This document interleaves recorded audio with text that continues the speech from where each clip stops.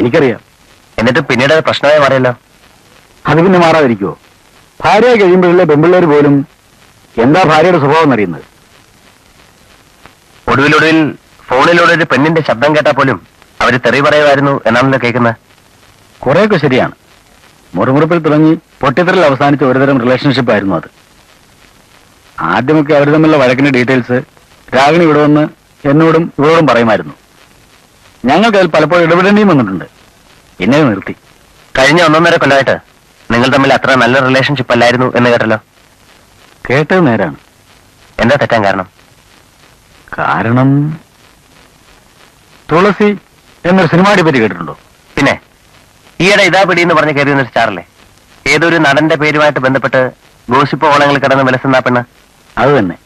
അവളെ കണ്ടെത്തുന്നതും ഫിലിമിൽ ഇൻട്രൊഡ്യൂസ് ചെയ്യുന്നതും സ്റ്റാർ ആക്കുന്നതും എല്ലാം ഹരിയാണ്. വളരെ പൂർ ബാക്ക്ഗ്രൗണ്ടിൽ നിന്ന് പെൺകുട്ടിയായിരുന്നു തുളസി. പത്രക്കാർ അവളെയും ഹരീഷിനെയും കണക്ട് ചെയ്ത് അതും എഴുതാൻ തുടങ്ങിയപ്പോൾ രാഗിണിക്ക് അതൊരു പ്രശ്നമായി. ഇവിടെ വരിക, ഇവരുടെ അടുത്ത് അതിനെപ്പറ്റി സംസാരിക്കുക, കരയുക, ഇതൊക്കെയാണ് പതിവായിരുന്നു. ഞങ്ങൾ എന്തെങ്കിലുമൊക്കെ പറഞ്ഞ് സമാധാനിപ്പിച്ചു വിടും. ഒരു ദിവസം തീരെ നനച്ചിരിക്കാതെ രാഗിണി ഇവിടെ കയറി വന്നു. അവൾ ആ